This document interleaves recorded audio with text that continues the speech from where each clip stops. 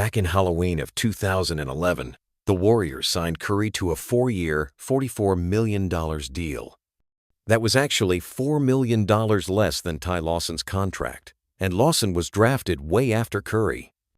The only player to get a max contract that year was number 1 pick Blake Griffin, who bagged $95 million over 5 years.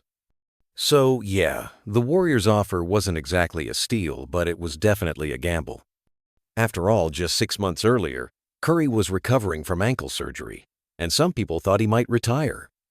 The day they signed the deal also happened to be the Warriors' season opener on the road against the Suns. Curry's performance that night was a disaster. He shot 2 for 14, scoring just 5 points. You can't help but wonder how owners Joe Lacob and GM Bob Myers were feeling watching that, but it turned out they had made the right bet. As the season went on, new head coach Mark Jackson gave Curry the green light, making him the undisputed starter, and moved Klay Thompson into the starting 5. With guys like Andrew Bogut and rookie Harrison Barnes adding defense, the Warriors' starting lineup suddenly had a solid defensive foundation.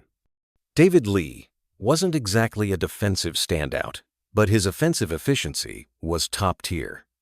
After a bit of a slow start, Curry found his rhythm in late November and had a 4-game stretch where he scored 20-plus points each game. People started realizing that this kid was for real. And, with Curry's leadership, Klay also started lighting it up, and the two became a lethal shooting combo. Jackson came up with some clever plays for them, including the famous elevator doors screen, which helped unlock their full offensive potential. With solid defenders around him, Curry was also able to thrive under Jackson's defensive focus, something that was a surprise to many, especially when the Warriors won their season opener, despite both Curry and Lee having terrible shooting nights. By the end of February 2013, Curry was playing at an MVP level. In back-to-back games, he went off. First, against the Pacers, Curry hit 7 of 10 three-pointers for 38 points, and then in New York against the Knicks, with David Lee suspended, Curry dropped a ridiculous 54 points and 7 assists, hitting 11 of 13 from beyond the arc. That game was a wake-up call for the whole league.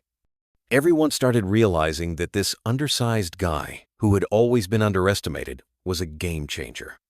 His three-point shooting was like nothing anyone had seen before, and it looked like it could change the whole league's direction. But Curry wasn't done yet. In April, against the Lakers, he dropped 47 points and 9 assists with just 1 turnover. But the big story that night was Kobe, who after years of overuse, tore his Achilles and left the league's spotlight for good. It felt almost like a passing of the torch between these two. At the end of the season, the Warriors finished 47-35 and made their first playoff appearance since 2007, when they shocked the league with the We Believe run. Curry had a breakout season, averaging 22.9 points, 6.9 assists, and 4 rebounds, with a crazy 45.3% shooting from 3. He hit 272 threes, breaking Ray Allen's record of 269 from the 2005-06 season.